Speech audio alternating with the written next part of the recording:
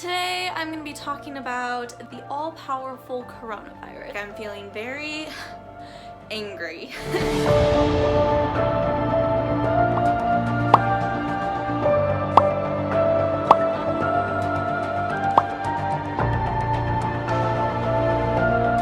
Hey guys, what's going on? Welcome to my video. Before I get started, please hit that like button to help out my channel. I really appreciate it. And if you haven't already, hit that subscribe button if you want to continue to see me as I progress through my financial journey despite all the mayhem that has been going on. Please subscribe to my channel and hit that notification bell so that you get notified every time I post a new video, which I have been consistently doing for the past month. Okay, thank you. This is ruining my life. It is ruining my life. Now, you may be wondering, okay, Stephanie, like, that's a little dramatic. And first of all, you're right. But second of all, I don't care. I do not care. I am so frustrated because I've been making so much progress with lowering my debt, with, getting my finances in order. That is my big goal for 2020, is to get my finances in order and to get out of debt. That is the big goal that I have for this year. However, some extremely unforeseen circumstances happened. I'm talking about COVID-19, otherwise known as the coronavirus. I'm really pissed. I am so pissed, and I've kind of gone through stages of like, okay, who am I pissed at? Because as I learn more information about what's going on in the world, my shift of blame completely changes. So let's just start from the very beginning. Okay, I don't even know how to start this because it's just gonna get my blood boiling again. I've spent the entire weekend just completely fanatically upset. I work a minimum wage job in the hospitality industry. Yes, that's right. I work at a hotel in Corvallis, and now Corvallis is not a big city. It's considered technically to be a city, but it's really a town. We don't even have a mall. We have to go to the next town over if we want to go to a mall. And a lot of the hotel's revenue comes from, sporting events and events that has to do with Oregon State University. Today is March 16th. I was told this past Thursday that we are losing so much business. There are so many cancellations happening because people are afraid of the coronavirus. And then she says, we are losing so much business at this specific hotel that we have to cut everyone's hours so that we can stay afloat and wait the storm out. I'm sorry, you want to cut my hours. You want me, a minimum wage employee, to work less because of the coronavirus.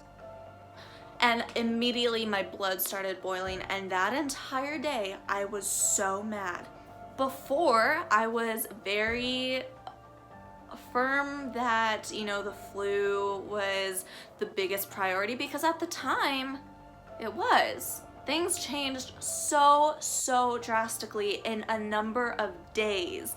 And now coronavirus is just the thing to worry about, and I'm just like, what is going on? And at first, I wasn't mad at the coronavirus. No. In my mind, without doing any research, in my mind, people weren't traveling because they were afraid of getting sick. People weren't traveling because they were just afraid. They were panicking and being overly anxious. And I was like, I'm about to lose my job because people aren't traveling. And looking back on that, I know how stupid that is to think, and I know how insensitive and just overall ridiculous, but those were my feelings at the time. And then that entire day, I was incredibly upset, just so angry to the point where I got off work at 5:30. I went home and went straight to sleep because I was so exhausted from being angry the entire day. I'm never angry for an entire day. And then I started to do more research and I realized that, you know what, of course people aren't going to be traveling. It makes sense.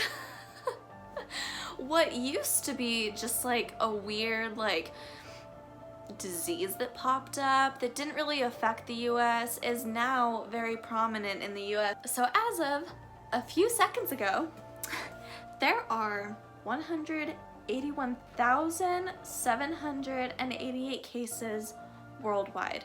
These are people that have confirmed to have the coronavirus. Now, in the US, that equals 4,315 confirmed cases. Of those, there have been 73 deaths. 73 deaths. 4,315 people have tested positive for coronavirus.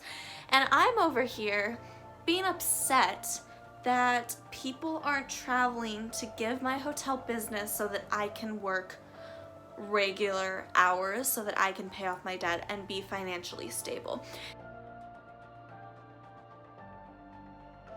While I really want to be someone who is like, yes, everyone stay home, everyone just don't go outside, don't go to work, you lock yourselves in your bedroom and don't worry about a thing.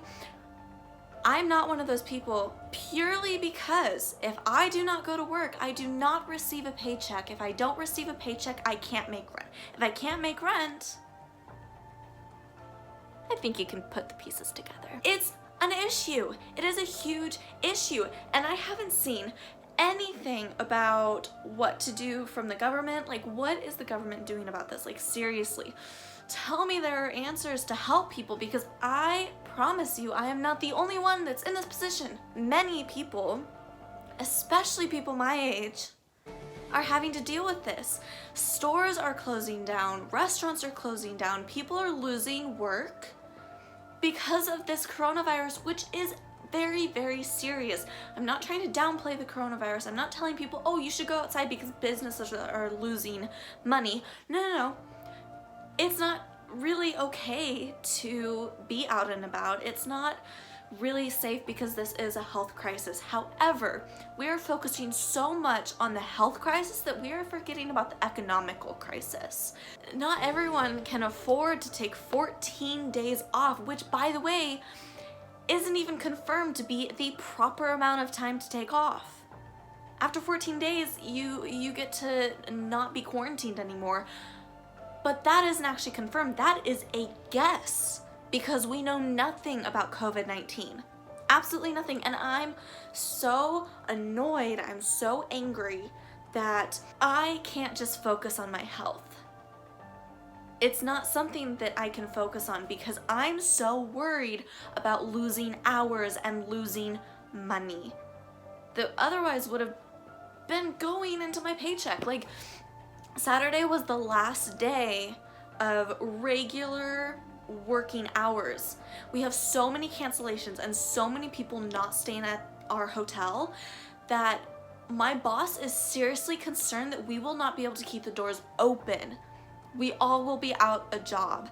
And I know that, like, okay, if I lose my job, unemployment, that's like the definition of unemployment if you get laid off. I don't know what to think about that. Like, I don't want to lose my job. For the first time in literally years, I feel like I found a position and a place in a company that I could be at for a couple years. That's crazy to me. And now it's all based on whether or not we can keep the doors open because of this really severe virus that's going around. Now, I am all about herd immunity. Just because I will recover from the coronavirus, I don't want to be the cause of someone else's death, right? So I think it's important to be able to quarantine ourselves, to be able to have social distancing. And honestly, if I had the luxury of not going into work, I would take it, because this is a huge crisis for us. But I don't have that luxury because I do have to go to work and I am not getting enough work hours, and that is something that is seriously concerning to me because not only will I have to stop really pushing towards paying off my debt, but I might not even be able to pay my bills, which is really, really scary. At the end of the day, I'm not worried about me getting sick because I know I'm 23, I'm healthy. If I get sick, I'll recover. But what breaks my heart is I've been seeing a lot of the people who have passed away have been like older people, and I don't know, like a lot of them have been in like care homes and things like that, and breakouts have happened in those, and I'm just like, oh, but like I don't want all those people to die. So people have gone kind of, well, crazy. Do I agree with the fact that people should be buying out all of the toilet paper and buying out all the surgical masks and buying out all of the hand sanitizer? Of course not. Like literally buy what you need and then leave it alone. Like you don't have to overbuy. Like it's cool. We were almost out of toilet paper and I started to be like, oh my gosh, am I gonna have to like call grocery stores up to see who has toilet paper? Like that's ridiculous. Luckily, my roommate did find toilet paper and they bought, you know, what we normally buy, and that was it. Like you don't have to buy a shit ton of toilet paper.